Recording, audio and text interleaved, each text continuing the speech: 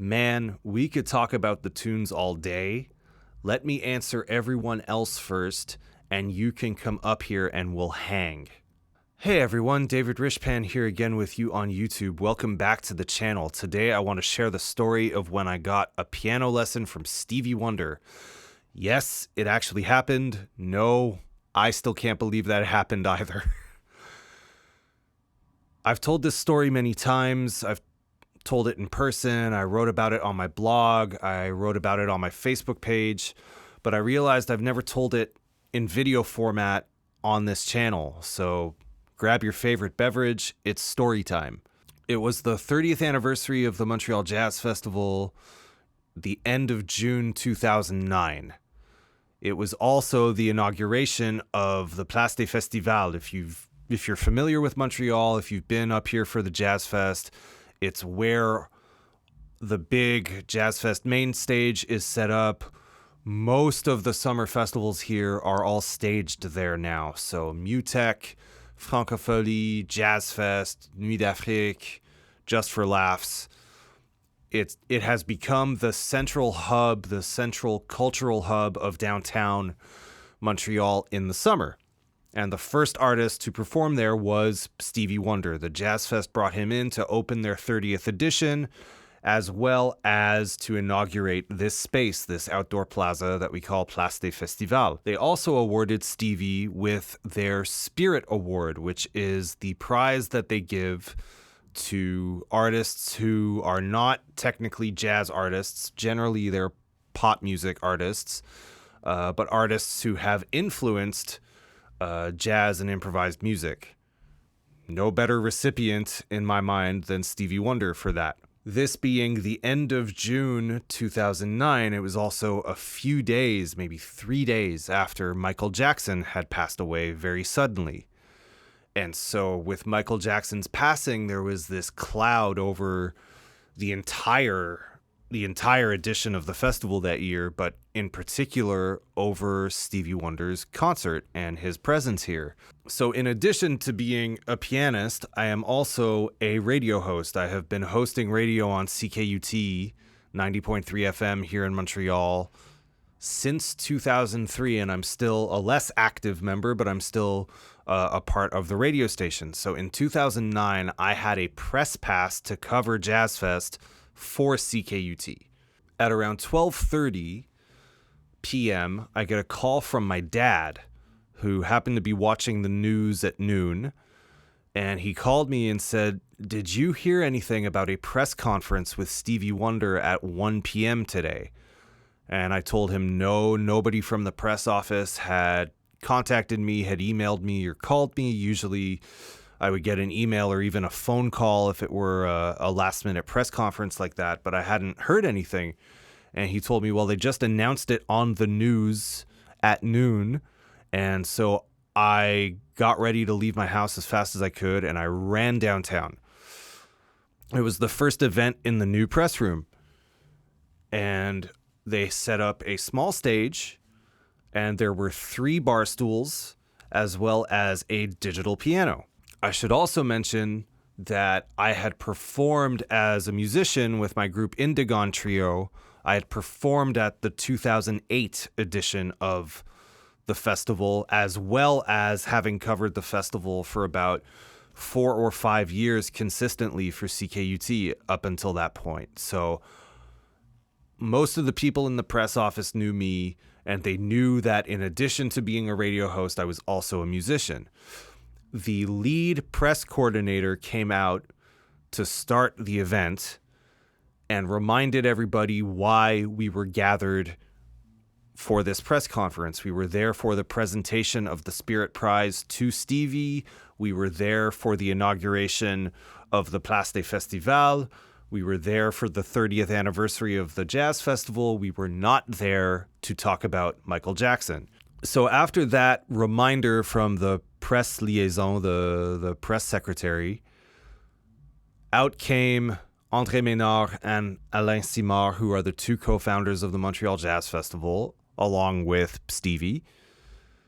And they presented Stevie Wonder with the trophy for the Spirit Prize, which is a casting in bronze of a painting Miles Davis had done for the festival in the late 80s or early 90s.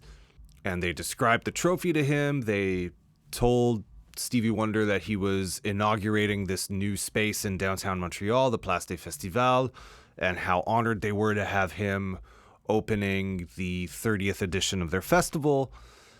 And they asked him what, the role of jazz or his connection to jazz music was. He spoke about the deep influence of jazz music on his work, reminisced a little bit about Michael Jackson, very kind of surface level stuff, didn't really get into it. And then they opened the floor for questions. So, of course, my hand went up and they came to me first. I asked the first question of the press conference. And my question was, your music is instantly recognizable, whether it's your version or a cover. Could you talk about the influences on your harmony and your songwriting? And I should mention there is a piano beside you if you want to show examples. And Stevie Wonder's response, I remember it word for word to this day, and I still get goosebumps every time I tell this part of the story. He said to me, "Man, we could talk about the tunes all day. Let me answer everyone else first, and you can come up here and we'll hang." In the moment, I thought he was blowing me off. I thought he would not give up the secrets to his songwriting or his composition, and he was just kind of very graciously putting it aside. I guess I was maybe pessimistic. I don't know. And then he answered everybody else's questions, all the other questions from the press conference, including some truly insensitive questions about Michael Jackson that I won't even bother to share in this story. They're not worth sharing and repeating. But if you were there at the 2009 concert and you remember how kind of bizarre Stevie's behavior was and why he was so angry at the top of the concert, it was because of all these really insensitive questions about Michael Jackson that happened in the press conference. So finally, Stevie says, well, I guess I should play something. And he goes over to the piano that was in the press room on the stage. And he played this version of I Just Called to Say I Love You that was fairly radically reharmonized. It almost sounded like Lush Life to me. And he changed the lyrics of the chorus to be, Michael, you know we're here and we love you. And it was just such a touching, intimate moment that if it had just been that, I would have been happy for life. And so he finished that, and I was in my feels, and I wasn't really paying attention, but I did see that there was kind of a discussion among various people on the stage. And all of a sudden, I hear him say, "Where's the student?" Now, one thing I forgot to mention is that CKUT, the radio station that I'm affiliated with, used to be part of McGill University. It was no longer and is no longer officially affiliated with the university, but it is part of the greater McGill community, let's say. And it falls under the license of Campus Community Radio. And for whatever reason, when I stated my radio affiliation, I had said CKUT McGill Radio. So he latched on to McGill, I guess, and remembered that there was a student in the audience and said, "Where's the student?" And all of a sudden, I see the attaché de presse, the press liaison, the press secretary, pop up in the aisle beside me, and she's like, "Get on stage now." And I was like, what are you talking about? She's like, "Go up there, get on stage now." And I was like, okay. So I went up and I said, "It's an honor, Mr. Wonder." And he said, "Call me Stevie." So I repeated, "It's an honor, Stevie." And he said, "So what tunes do you want to talk about?" And I was just like, Living for the City, because the bridge of Living for the City was always kind of a mystery to me what was going on. And it's just a beautiful piece of harmonic motion. They Won't Go When I Go, for whatever reason, I had been listening a lot to They Won't Go When I Go at that point. And I kind of stammered the rest. But the two songs I mentioned by name were Living for the City and They Won't Go When I Go. He's like, okay, great. Living for the City. And he starts playing it. I was like, yes, I transcribed those changes right. And he said something like, I was in New York and I was having meetings trying to get out of my contract with Motown. And I was just thinking about classical music. I was in the streets of New York thinking about classical music, and that's where that music came from. He also remembered what day of the week he wrote these tunes on, which is absolutely astounding to me. And then he said, They Won't Go When I Go, and he played a little bit of it. And he said, yeah, I wrote that on a Monday. Again, I was thinking about classical music, and I brought it in to Malcolm Cecil and Bob Margouleff, who were the members of Tonto, his co-producers in the classic run of 70s records. And he really expounded on how important their programming and their sonic contributions were to the final result, particularly of They Won't Go When I Go, but of a lot of the other tunes of that era. I should highlight that this was happening in front of the entire press corps. This wasn't kind of after the press conference privately one-on-one. This is in front of all the real paid journalists. And I'm a volunteer student journalist that found myself on stage with Stevie Wonder. So he starts playing I Can't Help It. Everyone's happy because they get their Michael Jackson fix. And he turns around to me and says, yeah, I just ripped off A Night in Tunisia by Dizzy Gillespie, and I made the second chord major instead of minor. And then he proceeds to blow a chorus of A Night in Tunisia under my nose. Now, at some point in this whole exchange, Alain and André, the co-founders of Montreal Jazz Festival, have left the stage. So it is just me and Stevie Wonder on two bar stools in front of the entire press corps for the Jazz Fest. And I'm getting schooled on all these tunes by the man himself, Stevie Wonder. I don't know how long this exchange was. I think it was maybe only 5-10 minutes, but it felt like no time and the entirety of my life all at once. And after he played A Night in Tunisia, Stevie turned around and asked me, what other tunes do you want to talk about? What other tunes do you want to know? And I was just stammering, and I was like, well, you have a sound check to do, and they said this could only be an hour, and I think it's been an hour, and I just want to go somewhere and cry, frankly. I don't know what else. And so Alain and Andre came back up on stage, and I kind of crouched behind Andre so that I wouldn't photobomb the official photo. I was ready to get off stage, and Andre turned around to me and was like, no, you stay up here.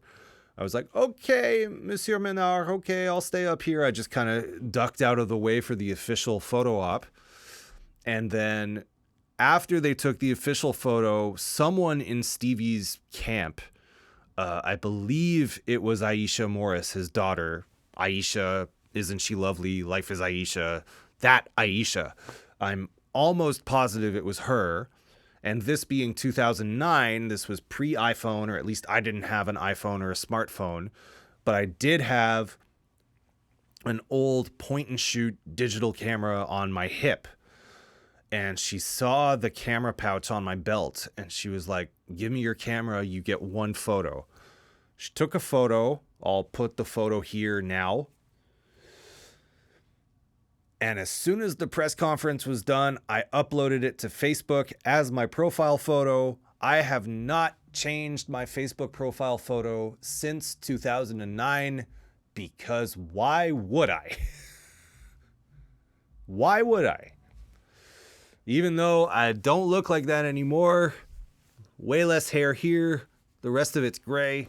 I will never change that photo. It's kind of a joke now. I can't change that photo at this point in my life. So beyond just bragging about the time I met Stevie Wonder, there are some really deep lessons in this exchange. Like, what I still hold on to all these years later is how generous Stevie was with his time. just based on this short exchange I had with him, he truly loves music. And I know that in LA it's very common that if he's off the road, if he's home in LA, he will crash everybody's gigs. He just loves music. He is really truly a vessel for creativity and for music. And you know, his humility and his ability to remember what day of the week he wrote these tunes on, and his humility in sharing what inspired these tunes, giving credit to his collaborators. Like, you know, we talk about how he's a one-man band. He plays everything on all the records, and he's very quick to credit the people who are not him, who are involved in his process and in his records. And so I've just hung on to that as, you know, something to aspire to in terms of paying it forward, in terms of being an active part of the artistic community, going out, sharing whatever knowledge I might have, whatever inspiration I can give to other people. I just really try to live up to that exchange that I had with Stevie Wonder all those years ago. I understand that, you know, especially since journalism didn't pay back then, and it certainly pays even less now. But I will say that in my experience, the fact that I'm a musician that is also an active radio host and journalist, every interview I've done, it helps that I'm a musician, and it helps that I'm a genuine fan of most of the people I've had the honor of interviewing and meeting. And the people that I am less aware of or less of a fan of, I guess, I am a wallflower in those press conferences. The same year, 2009, the final press conference was with Jeff Beck. I don't know very much about Jeff Beck. I did not ask Jeff Beck a question because I don't know that much about him. You know, I remember another journalist asking me, do you have a magic question for Jeff Beck too? And I was like, no, I don't know that much about him. I know, you know, the two classic records, Blow by Blow and Wired, which also have a Stevie Wonder connection. But I honestly didn't know that much about Jeff Beck. And so I just kind of sat there in the corner and let other people who knew more direct the proceedings. So yeah, know when to get up, know when to talk, and know when to stay quiet and observe what's going on. I guess that's the other lesson to take away from that experience. Thank you for watching this video and indulging me in this story time. Like I said, if I didn't have the photo, I would still never believe that it happened.